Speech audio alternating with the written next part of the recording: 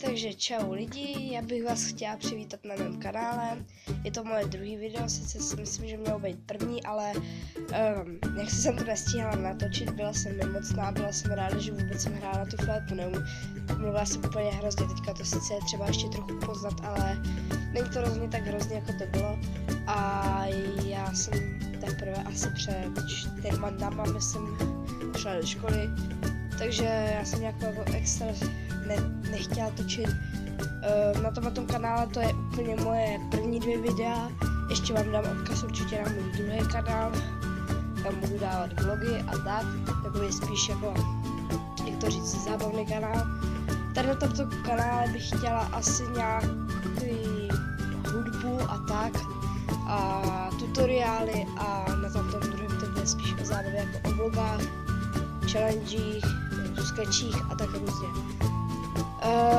Určitě chci na ten druhý kanál, pokud teda pojedu, ještě to není jistý, ale možná bych mohla jet na Geekem.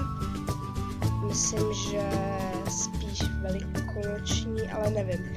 Je možný, že až na podzimní. A určitě chci z něj natočit vlog, pokud tam pojedu, budu si to řešit, uvidím. Každopádně vám dám včas vědět, jestli pojedu nebo ne. A jak jsem říkala, na ten kanál bude to hlavně hudební, budou tady možná i tutoriály jako nejen na hudbu, covery tady budou určitě a tak podobně. Takže určitě, kdo se chcete možná něco naučit, jako bude to na víc nástrojů, nebude to jenom na ten tin whistle, který jsem tu natáčela, bude to na možná i kytaru, boomwackery, možná klávesy, cajon a tak.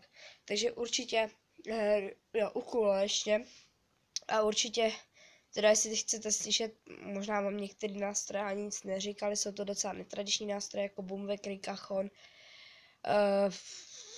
Já nevím, ten tin whistle, ten už jste viděli v tom předchozím videu. A mám tady i zvětšenou verzi tin whistle doma, takže jako jsou to docela netradiční nástroje, nejsou to takový ty klasický, kromě teda kytary a tak, že jo. A pokud teda chcete slyšet tak z něj, tak se můžete tady určitě na tom kanále podívat.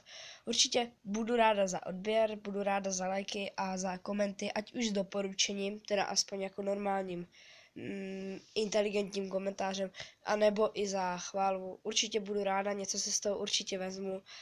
A takže já se s váma loučím a čau.